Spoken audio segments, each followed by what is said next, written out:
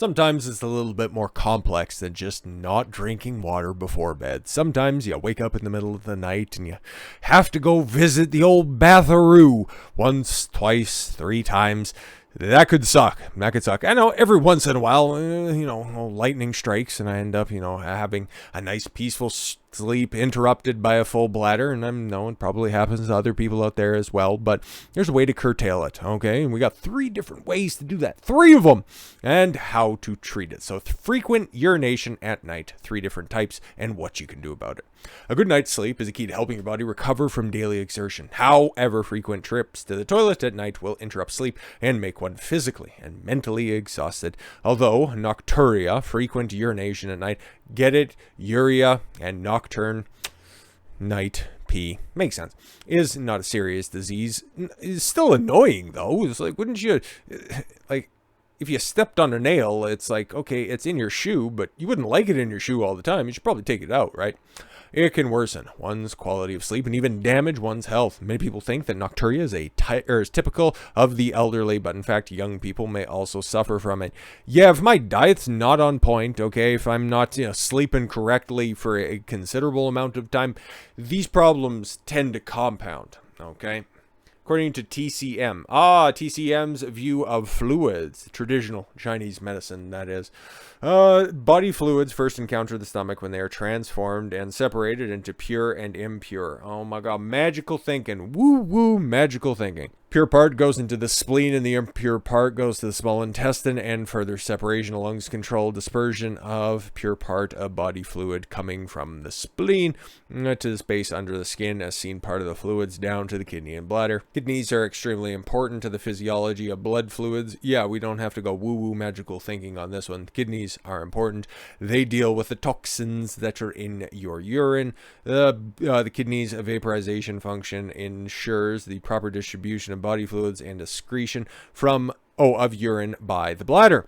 Everything is interdependent and mutually interactive according to TCM theory. The formation of the excretion of urine is supported by every part of the entire internal system. Besides the kidney, it also depends on the spleen, lungs, and liver to coordinate digestion and absorption functions. I'll take your word for it. In TCM, whatever key is, blood and body fluids are the most important fundamental substances necessary for life. Yeah, that's nice. But what about the 3 different types of nocturia? Liver stagnation and blood deficiency type. Okay, symptoms manifest as waking up at night to urinate many times, but without much urine output each time. Yeah, if you're standing there, and I'm pretty sure this has happened to everybody. Like if you're not drinking enough water, it's like, I gotta go pee. And then you stand there or sit, ladies, and all of a sudden it's just drop, drop, drop, nothing. And it's like, wait, what? No, I got to go. I feel like I gotta pee, but then there's no pee. It's like, what is going on? Often accompanied by emotional damage, dry skin, dry mouth, dry eyes, hard stool, and even feelings of effect of dryness and heat and other symptoms. You know how that's solved? Just drink more water, stupid. Be properly hydrated. That's the more technical term if we're crossing our T's and dotting our I's. Spleen deficiency and dampness type. Sorry, what? Nocturia is frequent, but the urine volume is normal. About 6.8 to 10 fluid ounces each time. I don't measure, but to each their own, I guess. But accompanied by spleen and stomach symptoms, prone to flatulence, nausea, poor appetite, diarrhea, pale tongue, and with a white and thick tongue coating. In this type, the condition of nocturia is aggravated after drinking cold beverages. Interesting. Okay, so you have cold water, and then you gotta pee a lot at night? That's interesting. All right. And kidney deficiency type. Well, if you got kidney problems, I understand, okay? It can't quite filter everything out in a timely fashion. And then when you lie down, maybe that might help some things. That makes sense.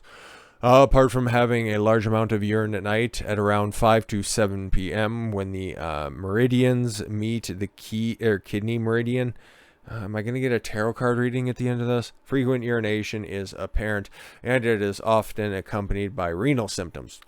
Renal kidneys, such as soreness of the waist, the knees, lower back, muscles and bones, and the like. Tinnitus, dizziness, and easy fatigue are common symptoms of this type. Yeah, if you have kidney problems, okay, you don't need to get into the whole, well, the moon's in line with the stars, and the stars are in Uranus.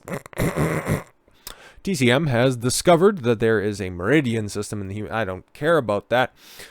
Several common reasons for nocturia. Let's get to that. Insufficient secretion of the antidiuretic hormone at night and enlarged prostate in elderly men. Yes, what? My prostate problems.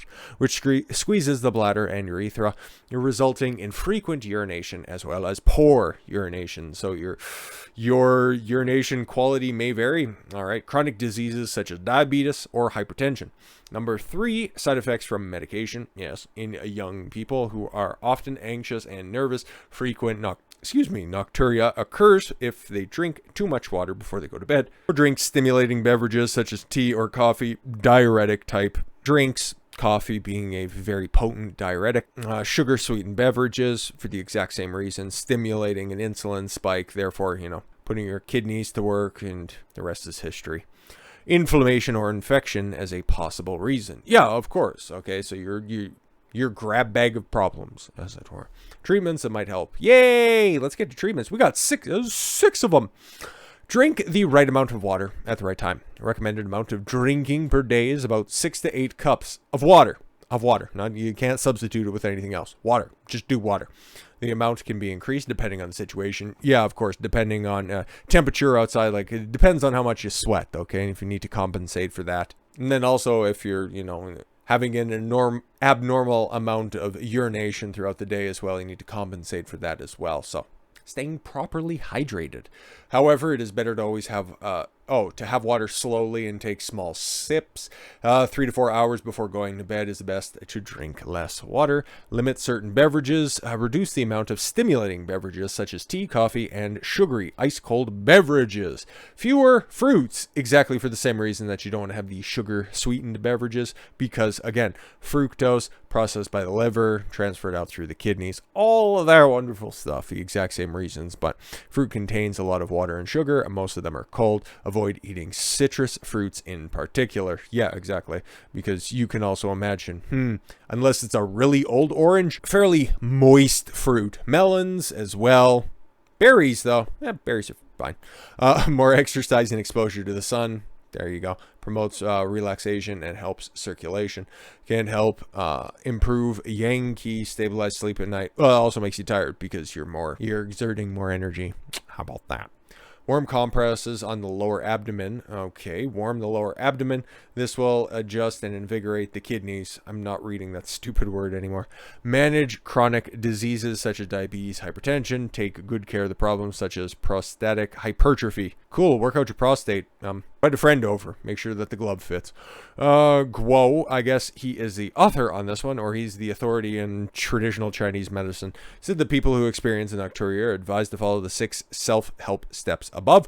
If your condition does not improve, trying these tips, it is recommended that you consult, a TCM practitioner or your doctor, or I don't know, if those things don't work, get your kidneys looked at, because that sounds like a serious structural problem that goes well beyond the diagnoses or the amateur advice of simple YouTube personality. But your mileage may vary, of course. Hopefully that helps, and it's always fun to talk about peeing, because I'm like 5 years old inside. Anyways, with all that said, thank you all very much for the gift of your time. I've been Don Consuelo. I want you to follow your gut and get after it. Take care, everyone.